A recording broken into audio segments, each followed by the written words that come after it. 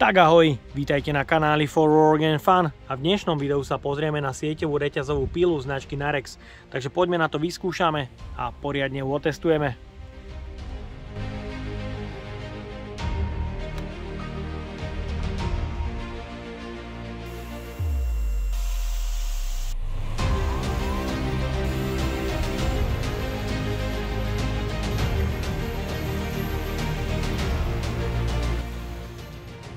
Riziko energetickej krízy neustále narastá, je to vidieť v mnohých obciach, ľudia sa jednoducho zásobujú palivovým drevom, taktiež je to počuť o víkendoch neustály hluk výkonných reťazových píl so spaľovacím motorom. Ja som si práve preto do dnešnej recenzie pripravil reťazovú pílu značky Narex EPR 35024 na 230 V s príkonom motora 2400 W, lištou dlhou 35 cm, rýchlosťou rezu 14 m za sekundu a plynulým rozbehom soft start, aby vám nevyhadzovala v domácich podmienkach istič. Takže poďme sa spolu pozrieť na to, aká bude na prerezávaní palivového dreva.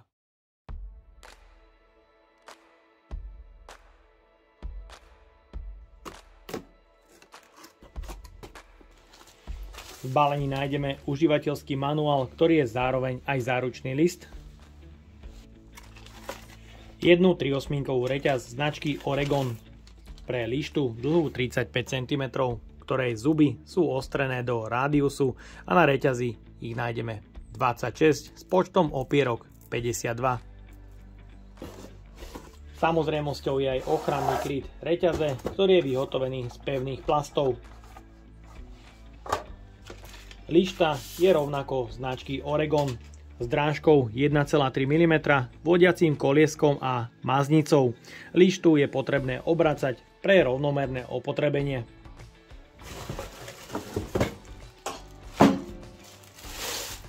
Reťazová píla od Narexu je dizajnovo spracovaná veľmi pekne, tá modrá farba doslova kričí na mojom pracovnom stole. Jej vyhotovenie je z tvrdých plastov, ktoré sú veľmi pekne poskladané, takže nenájdete tu žiadne škáry a je tu tým väčší predpoklad na pevnosť konštrukcie. Je tu krátky kábel o dĺžke 20 cm, preto je nutnosť použiť predĺžovací kábel a máme tu organizér pre navedenie slučky. Je tu mäkká pogumovaná rukoveď, akceleračné tlačítko s poistkou proti náhodnému spusteniu. Robustná motorová jednotka s príkonom 2400 W a maximálnou rýchlosťou 14 m za sekundu. Ďalšia pogumovaná rukoveď a kontrola spätného rázu. Je tu nádrž pre olej na primazávanie reťaze s objemom 210 ml, ktorého dávkovanie je nastavené centrálne. 5-hrotový oceľový drapák pre zaseknutie k materiálu. Bočný kryt držania lišty a napínania reťaze je celoplastový, čo je podľa môjho názoru trošku škoda. Máme tu ale beznástrojový systém samotného napínania reťaze a taktiež dotiahnutia lišty. Šponovanie reťaze je teda veľmi jednoduché a rýchle a taktiež stojí za zmienku, že ložisko výkonného motora nie je osadené priamo v plaste, ale najprv v kovovom púzdre.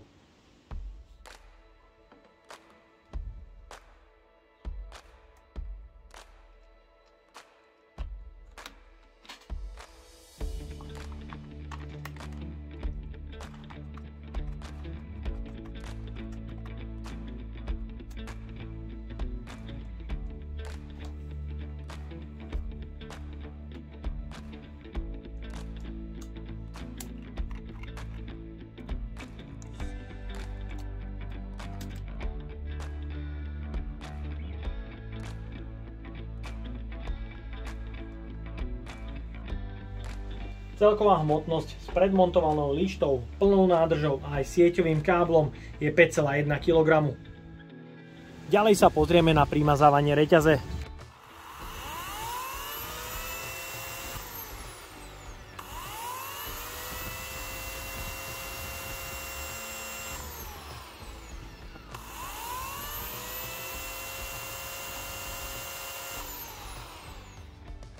Ďalej sa pozrieme aj na hlučnosť. Výrobca uvádza 110 decibelov.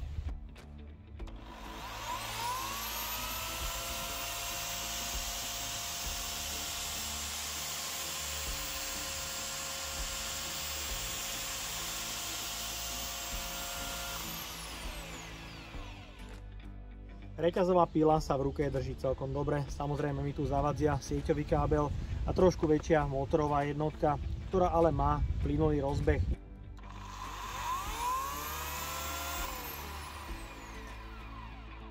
Mohli ste vidieť, je tu veľmi rýchla brzda pre zastavenie reťaze a taktiež bezpečnostná funkcia kickback.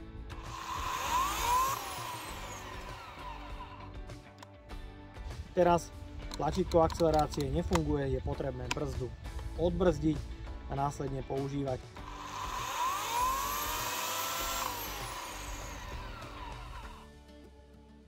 Dnes už čas na odskúšanie reťazovky nemám, preto túto pauzu využijem na odskúšanie, či náhodou z reťazovky pri nečinnom stave neuniká olej.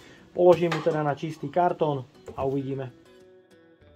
Takže pri píle sme nasledujúci deň a je na kartone zreteľne vidieť, že je tu drobný priesak oleja z nádrže, takže po dopílení určite odporúčam nehať nádrž prázdnu.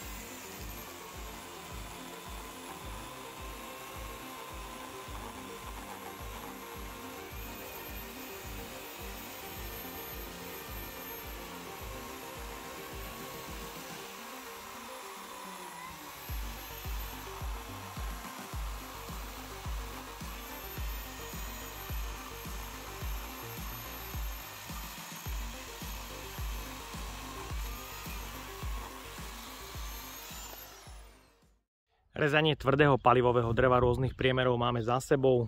Pilina, ktorú vyprodukovala, je krásne sypká a aj rovnomerná.